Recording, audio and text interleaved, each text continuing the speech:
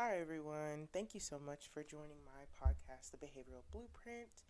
I want to personally introduce myself. My name is Solana, and this is episode one, ins and outs of 2024. I want to personally set the tone by making it very clear that this is a safe space for everyone dealing with anything that you are dealing with. And if you need to talk to anyone, I have an anonymous reaching out method where you can speak to professionals and also people that are proclaimed to help you. If you have any personal questions for me, like a Q&A, where I can answer it very quickly through a podcast segment, please let me know and I will further create it for my podcast. For now, we will get to segment number one, reflecting in 2023. I want to encourage everyone to further look at how you really felt last year and how you really wanted to have goals that became, or the ones that didn't, what made you question why they didn't, or maybe even the frustration around those things not happening. And I want you to further accept them and know that regardless of what happens for you, everything that you have today is meant to be with you today. A common thing of struggle that I've seen a lot of people deal with has been looking at the regret form of the things that they see and saying that they lost. Especially for myself, I looked at last year as a thing of losing, losing, losing. But I look at it now and realize I'm kind of glad that I don't have that thing in my life anymore, because I looked at everything as a thing of taking for me last year. And I was very selfish last year, and I became a person that I didn't think I wanted to be, because I attached myself to um, things that are just seeking or curiosity inducing, or things that people always want to attain themselves to be. Um, and those things can be very dark, especially when you get to them very young. Especially for me, I'm 19, so I don't know everything in the world. But especially going outside of high school, I thought that I knew everything because I'm not gonna lie, I was smarter than a lot of people at high school because I did not want to be around them. But I also wasn't better than them. And I think that gets to my point. Um, with thinking that I was better than another person. And that comes with privilege, but that also goes into the play of me looking at what my life looked like. And for me, whenever I did those things, I went to a point of avoiding the problems that I dealt with myself. So, with me even telling you guys this, those were common things that I dealt with. And how I went to further look into betterment with those things, I looked at the root and I looked at the source and I looked at the problem. And of course, with everything there comes trauma. But for me, I wanted to truly then further get to a point where I can address those things and address the traumas and what I dealt with as truth, and know that I can create a reality past them instead of having my mind create a wall thinking that I can't surpass the things that I endured. How I personally helped myself and how I became a better person was, again, addressing the issues and the roots, but also creating new and creating an inner new world for myself that basically helped me explore my personal development and impact what would be better for myself. The girl or the thing or the non-binary person I know I love being, because I connect to the deeper versions of myself and not heal them, but validate them. Those things are important for me. Now, what you have to question to yourself is, what is the deepest version of you? What keeps you going? Because even whenever you're rotating like a robot or doing whatever you think is best, you have to question to yourself, is this enough? Is this best for you? Do you create a version for yourself to be better, you know? And for my inner world of 2024, that's one of my ends. I want to create a version of a world where I can step into it and be present in it every day. That means not even just outwardly getting external things, but working internally and questioning the hardest things that you haven't been able to admit. Things that I dealt with 8 years ago are spinning right back into my life today. And I take appreciation in them because they are helping me. But I also have to reflect and show gratitude to those feelings and make a new setting for those past feelings. Um, I say creating mental health strategies also as well, like doing whatever spiritually is led for you. If you are Christian and you look into creating a meditation for the Bible, looking into creating a medium for yourself in the Bible, and you look to the Bible, I respect that.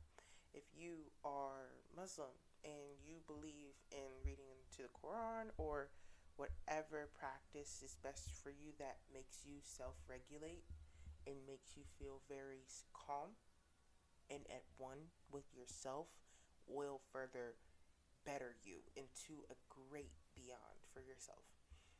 Personal anecdotes and things that help me are literally creating, especially doing it right now, because what I'm doing right now, I've never done this before. I have never made a podcast or even looked into doing a podcast until like late last year.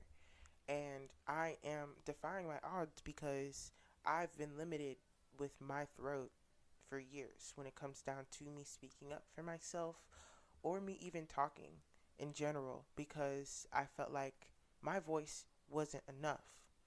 And now I'm here today, of course, defying the odds and really being thankful for the things that I had to connect to with my choice of like religion and my choice of even looking at like my family and going outwardly to the community that I'm looking to grow, you know? I appreciate those things. Shout out to my friends, shout out to my family. Even though I have my moments of questioning, I go back into the thing that is regulating for me, making that clear. Go back to the things that regulate yourself, no matter what the day or the time, no matter what part of you is restricted. Going back to that thing that helps you go to the normal version of yourself, if that's the word. I don't even want to use the word normal. I would use the word even safe would be the best word. Finding a safe place for yourself.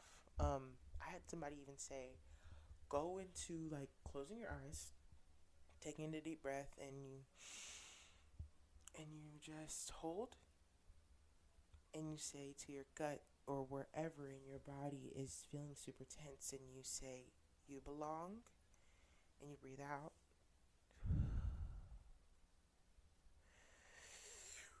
You belong. And that absolutely works. I do not care what anybody says. That works. That works. That works. That works. So for segment 3, it's going to be looking at how you have to navigate the relationships that you have in 2024. If you're going to be creating your new reality, I always say that looking at community is the biggest part of who is around you. Who are the people encouraging you? Who are the people enabling you? Who are the people questioning you?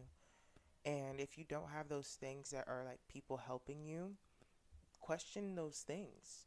And if you are in a season of just even loneliness at the moment, and this is just not meant for you and you just don't relate to it, I understand, because being in spaces of loneliness means that you have to question your own actions and question where you are and where you have to be. But for people that, of course, have relationships with their parents or their friends, and they question if they are beneficial for them or are they best for you, questioning if they are pouring into you is a big question as well too. Um, I will also say, please, please, please, please evolve the relationships that you know are good for you as well. People don't talk about the really good relationships that you can have with people that you just fall out with because there's just one simple thing: no beef, no nothing. But like, just somebody doesn't text back. go ahead and pour into those relationships, because sometimes those relationships are going to further better you. I talked to my friend that was here but then moved to New York, and I at first was just really hurt by it, but we talked about it and we grew from it because we both realized, yeah, we have life going on, but it doesn't change the fact that we can still be friends. And what I looked at that in that moment was really understanding that my friendships can grow and change the same way that I can grow and change. Even when you think that you're not changing or you're not doing something for somebody else, in reality, you are. Like, if you're not going to sleep for 8 hours or 9 hours a day and you're not taking care of yourself, you are further setting yourself up for failure. Now, let's put that into a relationship standpoint. If you are not being able to pour into that relationship or friendship in a proper way and not aiding to the friendship, it's of course going to set the relationship again up for failure, because it's not beginning a process that was supposed to be taken care of in the first place.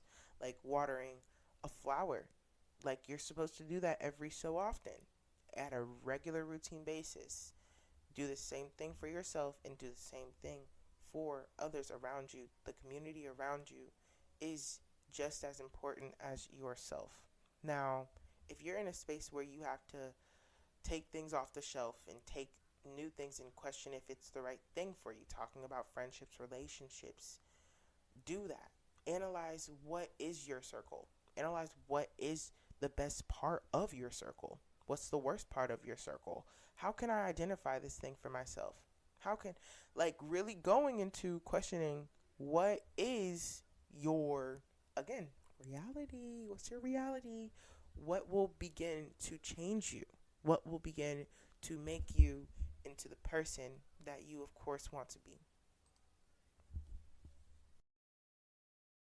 I would say for personal goals and growth for segment 4, I say helping you create big and small goals will be very crucial and very beneficial to your setting of where you set yourself for 2024. Of course, you can do things um, that are very just, I wouldn't even use the word blasphemous. I would use the word spur of the moment. Of course, you can have those things. But for things that you know take time and take fruition and take grit and take dedication, write them down, because creating a realm of an experience for those things to exist in your head and then writing them down is a form of even making a reality of it. If it doesn't feel right that you think you should continue it, it's fair that you might not be able to continue it. Now, if it's truly written down and set focused and committed to and connected to you, that's where the goal actually might be destined for you. Um, Strategies that I always say for personal and professional growth has been being able to know your place of where the season is in your life with the personal goal that you have for yourself. Of course, like for myself, I have to do small goals for myself right now, especially at the beginning of the year. Knowing the basics of your body and knowing the basics of what you need for your body is a very important thing. I haven't been nourishing my water intake, and I need to nourish my water intake because it's really better for my mental health to do so. But I know other people, of course, exercising and creating new body image goals and even going into like their faith and their religion and going into replenishing that and pouring into that is important for them too. Um, Big examples that I've seen people with the outcome of them has been not even just the outer. I really want to focus on the inner, because the inner is going to be important for you to know. Um, Creating the inner experience of your personal goals and achieving them will be actually important for you to be disciplined for what is something you want. You. And if you don't know, I say begin a quest of a journey that will help you further benefit what you want for yourself. Last but not least, I will say that community and having friends is a very important thing for everyone to have. Have a shoulder to lean on, have friends to talk to, have people to look towards when it comes down to even checking on the things that you have for yourself. Now, not everything is going to be required for you to go into needing other people's input, but it will ask of you what is something that this person is benefiting for myself? What is this other person doing outwardly, inwardly, if that's a word, and checking them and seeing, hey, are they doing good for themselves? Are they doing enough for themselves? Are they doing enough for you? Because the core five people in your life are going to be the people in you and out of you what you believe and what you think of yourself. Um, Highlighting stories and experiences that are with your friends, to like posting them or even going to an extent of creating a visual diary will be something that you can look back on for 2024, and nourishing and understanding those experiences were best for you at the time. um, I always say, I always invite people to create their input on things that I talk about. I asked one of my friends, what do you think about my page? What do you think about this, and this, and this? And she told me, hey, like, I really like your style, I like your editing, and I like everything that you do. Just to find a aesthetic that you have for yourself. And I was like, dang, I didn't even think of that because that makes sense. And I really sat there and did work, and I looked at branding, and I found one of my favorite creators. I forgot his name, but he basically is like the quote unquote god of branding, and he like makes you look at what you should do as the identity of a brand. And I just want to thank my best friend Izzy because she's amazing and she helped me out with that. And now it's creating a version of me to talk to a microphone. Did not think that was going to be my reality, but we're here. So I'm appreciative of that.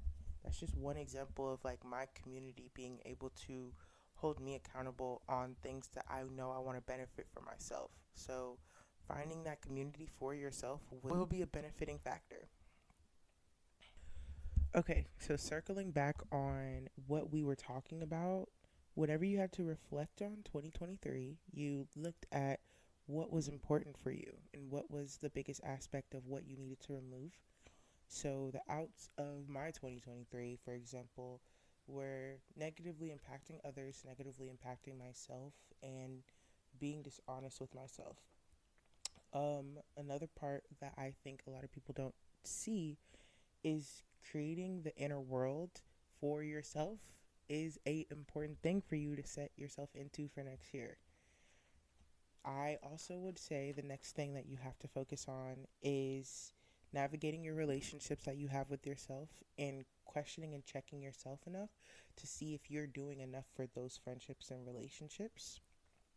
So that's an N, making sure I navigate my relationships correctly, by the way. A personal N that I really want to focus on as well too is personal goals and growth for other people and for myself. Creating the community that I need and also being accountable on the goals that I have is going to be something that's very beneficial for me and that I want you guys to focus on as well. And then also just creating community and connection, like I was saying, is going to be benefiting for you because you never know who you'll meet, even in the crowds of certain events that you'll go to if you are an extrovert like me. And then last but not least, I want you guys to know I appreciate you for taking time to listen to my podcast and also anything that I was engaging in on my Instagram that we have, behavioral blueprint on, or behavioral blueprint on Instagram, by the way. Go ahead and follow that. I highly encourage feedback from you guys on what you want to hear and what you don't want to hear for these episodes. I want to talk about anything that you guys are interested in. I always love hearing feedback and input, regardless of where it goes. And also, I have a new episode coming out next Sunday that will actually be over mental health and what we can do for ourselves and for other people that will further better us. And I want to say for the last part of the segment, thank you so much for listening, tuning into my podcast. If you have any questions, please again look at the links below and look into my podcast or me. If you have any questions to reach out to me, you can always reach out to me through my Q&A or through my social media endeavors. If you have any questions for me, again, let me know through those. And I hope you guys have a wonderful day. Thank you again. And boy, better than a... Ooh, that did not stop. I was just going to say better than a classroom of dicks. Jack Harlow.